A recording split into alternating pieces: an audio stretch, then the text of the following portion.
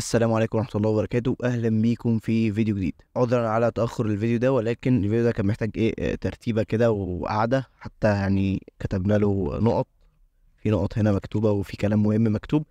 فاحنا عايزين ان احنا نحاول ان احنا نلخص الحوار ونغيش فيه كتير، بس في نفس الوقت نديله حقه. وموضوع حلقة النهاردة او موضوع فيديو النهاردة: هل حاسبات فعلا الكلية كلية الأحلام، الكلية اللي بتجيب فلوس كتير، الكلية اللي هتخرج بيها تبقى شغال في جوجل، الكلية اللي ممكن تخشها لو انت جايب مجموع 10%، ومع ذلك تتطور جدا وتوصل فيها لمستويات عالية جدا، وكل الكلام اللطيف ده. فخلونا نخش كده بقى.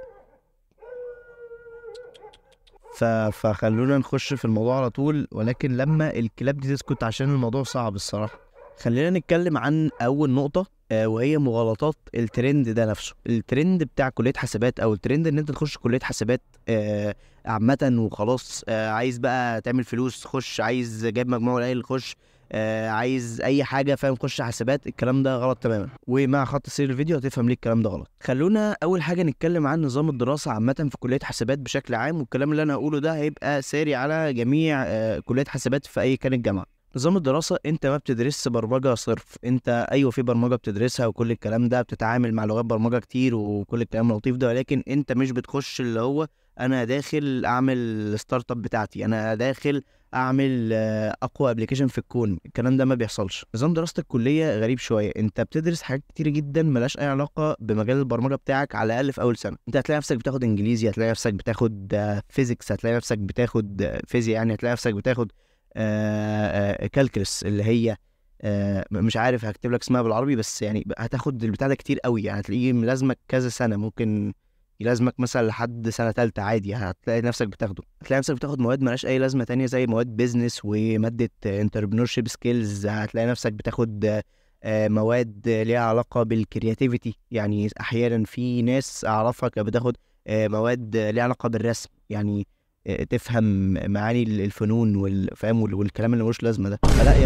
فلا يا فندم الكليه متروسه. الكليه متروسه حاجات كده حشو كتير جدا ملوش لازمه. لو انت شلته من اول سنتين انت ممكن تتخرج في اول سنتين دول. طيب وبالنسبه للبرمجه، هل في برمجه؟ ايوه في برمجه، ولكن البرمجه انت ما بتاخدهاش اول ما بتخش، وفي نفس الوقت وانت بتخلص انت ما بتاخدهاش، انت بتاخدها في النص. يعني انت غالبا في الاغلب سنه تانية هي اللي هتكون السنه اللي فيها البرمجه، سنه تانية وتالتة يعني هما اللي فيهم شويه البرمجه. سنه اولى ملهاش اي لازمه، وسنه رابعه انت تبقى ملطوط لوحدك على جنب كده، يعني لوحدك في ركنه كده مع مشروع التخرج. لكن اغلب المواد اللي انت هتكون بتاخدها ملهاش اي علاقه برضه بالبرمجه. خليني اقول لك انا شخصيا درست ايه في الكليه. انا اول ترم ما خدتش اي لغات برمجه غير لغه السي، وكانت عينه من لغه السي، يعني عرفت ازاي بطبع بس يعني.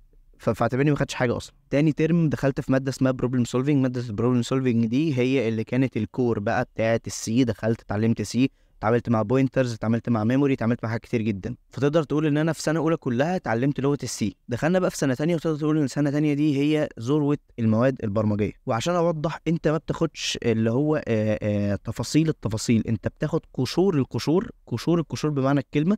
وانت بقى مع نفسك حابب تكمل كمل، مش حابب بتفضل برضه براحتك، محدش يسأل عليك اصلا. وعامه مفيش جامعه في العالم هتعلمك برمجه من الصفر حتى الاحتراف. ده موجود في كورس على النت ممكن تروح تاخده، لكن علشان اصلا عامه يديك الكونتنت الهائل اللي انت محتاج تكون متعلمه في لغه برمجه عشان تتسمى انك محترف في اللغه دي، الكونتنت ده عمرك ما هتقدر تاخده في جامعه. فكره السيشن الدراسي الكام شهر، ما اعرفش 6 شهور 5 شهور ايا كان السيشن ده، عشان تلمي فيه كم المعلومات الهائل ده حاجه شبه مستحيله، لان انت بيكون عندك مواد تانية جنبها طبعا، فالكلام ده كله مش هيحصل. زائد برضو عايزك تبقى فاهم ان اللي بيديك الماده ممكن بنسبه مثلا 70 ل 80% هو ما يعرفش عنها حاجه اصلا. وجديا والله هو بجد جايبين واحد هو قشطه، هو فاهم شويه برمجه، بس هو مثلا ملوش في الويب، فانا هجيبه هو بما انه فاهم برمجه، فهو اكيد يعني هيبقى فاهم ازاي يتعامل مع الويب وكده. فتعالى قعده اديها انا السنه دي، هديك والله ماده الويب بتاعتك. والموضوع ده حصل، يعني ده حصل عندنا، ده مش من وحي خيال المؤلف، ده بجد حصل فعليا. كميه دكاتره بيجوا يدوا مواد مش موادهم اصلا، حوار كان بشع. والموضوع ده بيحصل في اغلب الجامعات، وده الطبيعي اصلا. في سنه تانية اتعاملت مع الويب بعمق شويه، ولكن ده من جهتي انا. اللي ادولي في الكليه كان HTML CSS جافا سكريبت بي اتش بي ماي اس كيو ال، ودي لغه داتابيز، وبي اتش بي لغه باك اند. فانت ممكن تسمع دلوقتي كل اللغات دي، انا قلت مش عارف 5 باين وما اعرفش قلت ايه، انت ممكن تنبهر اللي هو واو ادوله 5 لغات في سنه تانية وعرف ازاي يعمل موقع كبير وفول ستاك ومش عارف ايه. يا فندم لا، انت لما تسمع ان انت خدت 5 مواد في ماده واحده او 5 لغات في ماده واحده، اعرف ان انت خدت سطر من كل لغه. فالموضوع سيء، الموضوع مش حلو، الموضوع يعني زي ما قلت لك، انت هتلاقي كله فاهم داخل في بعضه، ممكن تتلخبط بين سينتاكس جافا سكريبت والبي اتش بي، وده كان بيحصل كتير جدا. فانت حرفيا باللي بتاخده يعني جوه الماده الواحده عمره ما هيكفيك تعمل اي حاجه، مع العلم ان احنا كان مطلوب مننا ساعتها مشروع موقع كامل متكامل، موقع بواجهه احترافيه يو اي بقى فاهم مفيش منه اتنين.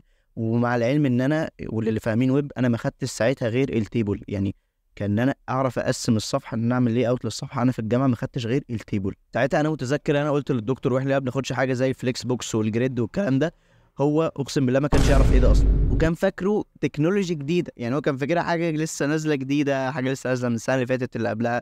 فهو انبهر اللي هو واو فليكس بوكس حاجه بتعرف تنظم لك اللي اوت كده بمنتهى السهوله غير التيبل. فانت ما يعني اللي انا عايز اوصله من ان انا بحكي انا باخد ايه، ان انت ما تتعشمش قوي في الكليه. في نفس السنه دي خدت جافا واتعاملت بالجافا اللي هو حاجه اسمها سيرفلت، ده حاجه تانية برضو للويب عامه او الباك اند تحديدا. واتعاملت برضو مع السي بلس بلس، دي اخت السي الكبيره، بس هقول لكم اتعاملت معاها في ايه بس في فقره جايه قدام، لان يعني الموضوع عايزه مرتب بعد اذنكم. من ناحيه برضو المواد المميزه جدا اللي كنا بناخدها ماده سايبر سيكيورتي، كانت ماده بتعلمك مبادئ السايبر سيكيورتي ويبقى عندك وعي ما كده بشكل ما بمبادئ السايبر سيكيورتي. وماده جميله جدا تانية برضو خدناها وهي ماده النتوركس، ماده بتعرفك عالم يعني عارفين ده عالم كبير جدا، عالم النتوركس والشبكات والنت شغال ازاي فاهم، وحوار الاي اس بي وحوار بقى البروتوكولات بتاعه الاتصال الشبكي والكلام ده. الحوار ده ممتع جدا. فانت كونك برضو عندك علم بحاجه زي كده، سواء انت كنت حاببها او مش حاببها، كونك عندك العلم ده برضو دي نقطه قوه ليك. فلا هو بشكل عام الكليه هي فعلا بتعلمك حاجات كويسه، وفي حاجات حلوه انت بتتحط فيها غصب عنك، فانت بتضطر انك تفهمها غصب عنك برضو. انا مش بقولك ان الكليه واو الكليه هي اللي هتعلمك كل حاجه وهتخرجك اللي هو معلم، لا هي مش بجد مش خرجك معلم خالص. هي ممكن لو انت حرفيا ركزت حياتك كلها على الكليه بس، انت هتخرج عواطلي بجد جديا. وبس انا دلوقتي بخلص سنه ثالثه، ومن ساعتها ما خدتش اي برمجه في حياتي. فاللي اقدر اقوله لك من الفقره دي ان برمجه انت ما تستناش ان انت تاخد منهج برمجي قوي جدا من الكليه، ايا كان انت في جامعه ايه، ما تستناش. كده كده البرمجه انا كلمتك قبل كده ازاي تتعلم برمجه لوحدك تماما، وهتلاقي الفيديو ما اعرفش في الاي اللي هتظهر فوق، او لو ما عرفتش احطها فهتلاقيه في الديسكريبشن، او القناه اصلا ما لهاش غير 4 فيديوهات غير الفيديو ده ان شاء الله الخامس، فهتلاقي الفيديو مش اللي قبل ده اللي قبله. طيب ايه بقى المميز في كليه حاسبات عن بقيه الكليات؟ لان اكيد في ميزه ما برضو، اكيد الكليه دي مش معموله عبثا ادام اي حد يقدر يتعلم برمجه بره الكليه، فاكيد الكليه دي يعني ليها سبب، اكيد مش موجوده عبثا. الكليه دي كل الميزه اللي فيها ان هي بتعرفك على مبادئ وكونسبتس بتميزك اكتر عن الشخص اللي متعلم برمجه من على النت عادي. بتميزك بمعنى ان هي مش بتخليك اذكى او اكثر فهما او اكثر استيعابا، لا هي كل اللي بتعمله ان هي بتعرفك ان في حاجه اسمها كذا. الكذا ده بقى الشخص اللي راح يتعلمها من على جوجل او راح يتعلمها من على يوتيوب يعني بشكل عام، هو ما سمعش عنها قبل كده، وده بشكل كبير. الكليه تعلمك حاجتين هما اهم حاجتين في مجال البرمجه بشكل عام، واتكلمنا عنهم برضو بشكل مبسط شويه في الفيديو بتاع ازاي اتعلم برمجه فعلا بشكل صح.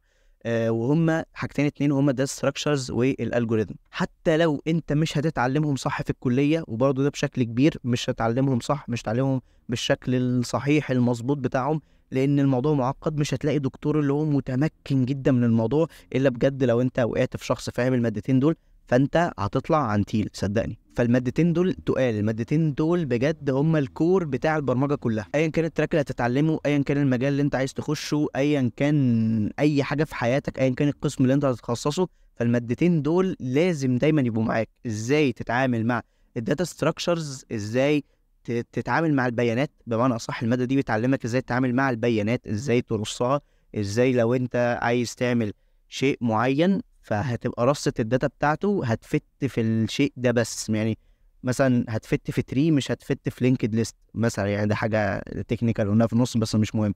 لو انت ما فهمتهاش مش مهم. الداتا ستراكشرز دي بقى انا ساعتها درستها بالسي بلس بلس، هي دي اللي خدت فيها السي بلس بلس. اتعلمنا ازاي نكونستراكت، يعني مش هقول كل ولا اغلب، بس يعني اشكال كتير جدا من الداتا ستراكشرز قدرت ان احنا او قدرنا ان احنا نكونستراكتها عن طريق السي بلس بلس. والالجوريزم هي اصلا هي منتاليتي، هي بتعلمك ازاي ان انت تقدر تفكر بطريقه ممنهجه ومرتبه في كتابه الكود او في حل المشكله اللي هتواجهك في الكود. وحل مشكله هنا مش اقصد ايرور، لا، حل مشكله انا اقصد المساله البرمجيه اللي عندك، الشيء البرمجي اللي انت عايز تعمله.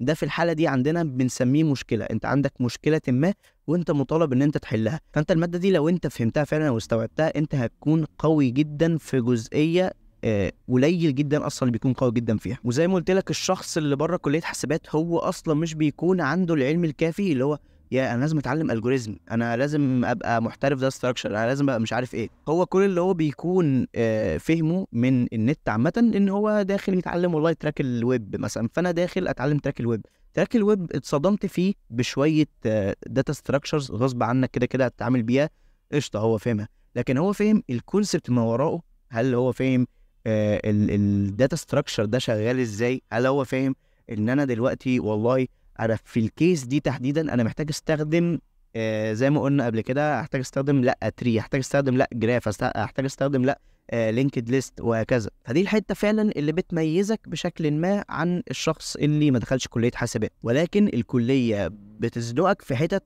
انت لازم تحاول تسرفايف منها على قد ما تقدر، ودي الحاجه اللي بتخليك قوي فعلا لما بتتخرج.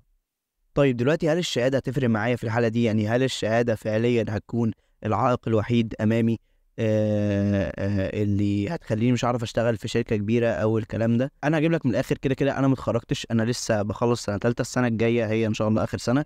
ولكن أنا تقدر تقول كده عندي رؤية مشوشة، بس عندي رؤية عن ما يحدث في الخارج، لان انا بقرب، فانا محتاج ان انا افهم برضه ايه اللي بيحصل بره. في شركات هتروح تقدم عندها هيقول لك يا باشا فين شهاده حاسبات، وش دي صريحه ولحد دلوقتي موجوده وكتير جدا كمان. في شركات تانية هتطلب منك شهاده بشكل عام، مش شرط شهاده حاسبات بس لازم تكون عندك شهاده جامعيه. والشهاده الجامعيه بتفرق جدا، محدش يقول لك الجامعه مش بتفرق، لان الجامعه عامه كتجربه بتفرق جدا. وفي فيديو يعني بعيدا بقى عن كليه حاسبات، فيديو هيتعمل عن قد ايه الشهاده الجامعيه دي شيء مهم جدا، وقد ايه الرقم اللي انت بتستقل بيه جدا اللي هو اسمه الجي بي اي ده لا بيفرق جدا في الشغل. فزي ما قلنا في شركات هتطلب منك شهاده حاسبات، في شركات تطلب منك شهاده عامه، وفي شركات فعليا مش تطلب منك لا ده ولا ده، وكل اللي هي طالباه منك المهاره. والمهاره دي زي ما انا قلت لك هي مهاره قشطه في التك ستاك بتاعك اللي انت هتمشي فيه. ولكن اهم من كل ده اللي انت اصلا هتلاقي نفسك يعني بيمتحنوك فيه في الانترفيو، داتا ستراكشرز والجوريزم، وممكن ما يمتحنكش اصلا في الستاك بتاعك. شهاده حاسبات فعليا هتطلب امتى؟ في شغلانه لما هتكون ليها علاقه بحاجه اكتر ليها علاقه بالاي اي والماشين ليرنينج والحته السكه دي يعني. طبعا نسيت اتكلم ان احنا في مواد اي اي كنا بناخدها وهي ماده واحده، وللاسف هي كانت ماده بصمجيه جدا، اتعلمنا فيها شويه الجوريزمات ليها علاقه بالاي اي، ما فهمناش فيها اي حاجه خالص ليها علاقه بالاي اي صراحه يعني. فهمنا شويه جريدي الجوريزم، ايستر الجوريزم، مش عارف ايه حاجات كده فاهم يعني، حاجات تخاطيفي كده، ما يعني انا لحد دلوقتي مش عارف الصراحه اربطها ازاي بالاي اي. طيب يعني برضو اخش حاسبات ولا ما اخش حاسبات ولا اعمل ايه في حياتي؟ سؤال قوي، سؤال قوي، شكرا انك سالته. انا رايي ان حاسبات من الاخر ما ينفعش تخشها لو انت يعني داخلها علشان هي كليه سهله ومجموعها قليل وهوبا هخش واودي. لا، الكليه صعبه زي ما قلت لك. احنا عامه كاول سنه بتلاقي عوائق كتير جدا. العوائق دي منها حاجات مش برمجيه تماما، وهي فيزياء، كالكلس، رياضيات عامه بشكل عام. يعني ايا كان كليتك او جامعتك هتقدم لك ايه في الحته دي. هتلاقي مواد انجليزي، هتلاقي مواد كوميونيكيشن سكيلز، هتلاقي مواد بيزنس. في عوائق لو انت مش طايق نفسك يعني وداخل اللي هو بقى ايه، انا بسرعه علموني برمجه مش عارف ايه، هتلاقي نفسك بتخيش. لو انت داخل زي ما قلت لك عشان الكليه سهله ومش عارف ايه، لا الكليه صعبه جدا. مواد الداتا ستراكشرز والالجوريزم هم اهم حاجتين، فبالتالي هم صعبين جدا. الداتابيز مش اسهل حاجه. في حاجات كتير جدا مش سهله، واغلبها مش سهله، واغلبها حاجات بجد هتكره عيشتك وانت بتعملها، ولكن انت هتبقى مضطر تعملها. فانت يا اما تعملها وانت حاببها، يا اما تبقى عاملها وانت مجبر عليها، بس في نفس الوقت عندك رضا داخلي كده اللي هو انا مجبر عليها غصب عني اعملها عشان اتخرج ومش عارف ايه والكلام الجميل بتاعنا ده. لكن انت هتبقى داخل علشان اللي هو والله دي كليه سهله قوي بقى وفاهم، واخش يا عم وتشات جي بي تي بقى ويابا وبتبقى بقى ايه ده، ما فيش الكلام ده. في حاجات تشات جي بي تي ما بيعرفش يعملها لحد دلوقتي، او هو بيعرف يعني بصراحه بيعرف. انا مش هحكي عليك برضه، في حاجات كتير جدا هو بيعرف يعملها دلوقتي، بس انت ما بتعرفش تستخدم تشات جي بي تي بقى. فانا ان شاء الله هعمل لك فيديو برضه يقول لك ازاي تستخدم تشات جي بي تي صح، لان انا معايا شهاده خبره في تشات جي بي تي، وهثبت لكم في يوم من الايام الحوار ده. في واحد دلوقتي هيجي يقول لك ما تخشش الكليه عشان الفلوس. لا، خش عشان الفلوس، احنا عايزين ناكل وعايزين نعيش عامه. يعني اللي يقول لك ما تخشش الكليه عشان الفلوس، اوعى تكون بتفكر في الفلوس بس. يا باشا فكر في الفلوس بس يعني ما فيش مانع ان انت تفكر في الفلوس وفي نفس الوقت تبقى بتتعلم عشان تاخد الفلوس دي. يعني احنا حابين ان احنا نتعلم كل حاجه، بس انا مش هتعلم لله والوطن. احنا عايزين ايه يعني؟ كده كده فلوس يا فندم. عايزين ظروف المعيشه مش سامحه وعايزين فلوس يعني، فاهم؟ الماديات، عايزين المال، عايزين المال وخليك راحه البال والحاجات الحلوه دي، فاهم؟ روائع الزمن الجميل. وهتلاقي الدكتور ده صدقني هتلاقيه في اول يوم لو انت قررت تدخلها ان شاء الله، وانصحك ان انت تخشها، بس زي ما قلت لك بالشروط اللي فاتت دي. هتلاقي الدكتور في اول يوم هيقول لك مين داخل الكليه عشان بيحبها، مين داخل الكليه عشان مجموعه جابها، مين داخل الكليه عشان الفلوس. اول ما ترفع ايدك عشان داخل الكليه عشان الفلوس، هيبص لك بص ده اشمئزاز وقرف، اللي هو لا يا ابني اوعى تخش عشان الفلوس، لا. فبس يعني ما علينا، ده كان اغلب ما يحدث في او مش في خلف ستار كليه حاسبات. اهم النقط ان حاسبات مش هتعلمك برمجه، هي هتديك نقط تبتدي منها. يعني هي هتعرفك ان في حاجه اسمها ويب، هي هتعرفك ان في حاجه اسمها كذا عامه، هتعرفك ان في حاجه اسمها ويب. فالويب ده بيبتدي بواحد اتنين تلاته اربعه، حبيته خدت فكره عجبك الموضوع، كمل لوحدك على النت. في حاجه اسمها موبايل ابلكيشن، نقطه البدائيه هي واحد اتنين تلاته اربعه، حبيته كمل لوحدك على النت. في حاجه اسمها نتوركس، حبيتها كمل لوحدك على النت. في حاجه اسمها داتا ستراكشرز، الجوريزم، في حاجه اسمها حاجات كتير جدا. اي حاجه انت هتحبها في البتاعه دي محدش هيعلمها لك كامله. وصدقني مفيش حد في الكليه عندك على مستوى الدكاتره هتلاقيه ان هو خبير في الشيء ده، لان الدكتور الجامعي ده كائن اكاديمي بحت ملوش اي علاقه بالبرمجه باي صله. مش كله طبعا الا ما رحم ربي، ولكن ده اغلب الصوره العامه عن الدكتور يعني. فبس كده، شكرا انكم شفتوا الفيديو. و مش عارف اقول ايه تاني الصراحه، بس يعني اي حاجه انتوا محتاجينها في الكومنتات، اي نقطه محتاجه اعيدها او استزيد فيها شرحا في الكومنتات، اي حاجه في اي حته خلوها في الكومنتات. بس خلونا بقى بالمره، لان في ناس كانوا في كومنتات الفيديو بتاع ازاي تتعلم برمجه، في نقط كانت مختلطه عندهم وهم ما كانوش فاهمينها، فخلونا نرد عليهم سريعا. وانا سبت الحته دي اخر الفيديو علشان لو انت مش مهتم تعرف ما يعني ما التعقش معايا كل ده. انا اهو. وبالمرة قبل ما نرد على التعليقات، لو انت شخص برضو مش لاقي نفسك قوي، او مش عارف ان انت تحدد لنفسك طريق رود ماب معينة تمشي عليها في تراكك البرمجي، فبرضو انصحك تخش حسابات، لان هي غصب عنك هتلاقي نفسك اتزقيت في الموضوع. يعني فاهم، انت هتتزق غصب عنك، وهتلاقي نفسك يعني غصب عنك هتبني لنفسك رود ماب. هي حاجة حلوة لو انت مش عارف انت عايز تعمل ايه في البرمجة تحديدا. في تعليق بيقول انت حلو ان عندك وقت تصور وترفع، بس اتعلم صح فعلا علشان الناس اللي فاهمة شايفة الفيديو مش مفيد للمبتدئين. طيب، هو الفيديو كان مفيد جدا للمبتدئين، وده بالدلالة على المبتدئين نفسهم. يعني هتلاقي ان في ناس في الكومنتات شخصيا قالت ان هي استفادت، ولقيت ان هي يعني شافت وميض نور بشكل ما، ان هي تقدر ان هي تبدأ تفكر ازاي تبني التراك بتاعها. ف كل الكلام اللي كان في الفيديو انا مش هينفع اجي اقول لك برضو والله اتعلم الويب، همسك ايدك كده اخدك برضو واقول لك تعالى اوريك الويب بيتعلم ازاي، او اخدك اوريك الجيم ديفلوبمنت بتتعلم ازاي. لا يعني انا كده كده مش هعمل كده، مش عشان انا مش عايز اعمل كده، عشان ما فيش حد هيعمل كده ومش هعرف اعمل كده، لان انا اكيد خبير في حاجه واحده. انا ليا في الويب عامه، بس ايا كان الفكره وصلت. يعني انا مش هقدر برضه انا اعلمك كل حاجه. انا كل اللي اديته لك قلت لك ان انت عايز تسيرش، لازم تبني نفسك رود ماب عن طريق اليوتيوب في التراك اللي انت عايزه، مش بمجرد ان انت تبقى والله انا عايز اتعلم زي ما قلت لكم برمجه وخلاص. لا، ومفيش حاجه اسمها كده. انت تفهم التراك اللي انت عايزه، تشوف الرود ماب بتاعته على اليوتيوب، تبدا تتعلمها. ولكن اضافه لذلك فهمتك ان في حاجه اسمها بروبلم سولفنج، فهمتك ان في حاجه اسمها داتا ستراكشرز، فهمتك ان في حاجه اسمها الجوريزم، فهمتك ان انت في حاجات اخرى غير التراك البرمجي تحديدا لازم تكون بتتعلمها. فلا انا شايف ان انا وضحت حاجه. فانا ساعتها سالت الشخص ده، قلت له ممكن توضيح، ما ردش عليا للاسف، فارجو توضيح اكتر. آه، بما ان حضرتك شايف ان الفيديو مش مفيد للمبتدئين من وجهة نظر شخص مش مبتدئ. في شخص تاني بيقول هو عاش كل حاجة بس انت ما قلتش ازاي اتعلم برمجة برضه. هو ممكن يكون شاف ال ما شافش الفيديو كله، يعني ممكن شاف مثلا اول 10 ثواني او حاجة، فكتب الكومنت ده، فحصل خير. ايه تاني كان في كومنت تاني انا متذكره، عايز ادور عليه. طيب انا مش لاقي التعليق للاسف، مش عارف راح فين، بس ايا كان التعليق كان بيتكلم تقريبا عن في جزئيه ماث انا ذكرتها في الفيديو اللي فات. بس كان ربطها بموضوع البروبلم سولفينج، وان انا عشان اتعلم بروبلم سولفينج لازم اكون سقراط، ولا ما اعرفش مين كان بيدي، مين كان من الناس دول بتوع رياضه، مش عارف. بس ايا كان يعني كان فاكر ان انا بقول انت لازم تكون بقى عن تيل ماس عشان تبقى ليك في البروبلم سولفينج وكده. لا انا كان اقصد على الكليه، ان الكليه كلها حاجات ماس وكده. يعني انا زي ما قلت لكم انا شخصيا خدت مواد ماس كتير جدا في الكليه، من ضمنها كالكولس 1 2 3 نيوميريكال ميثودز، غير بقى مواد الاستاتستكس والبروبابيلتي اللي محشره في النص.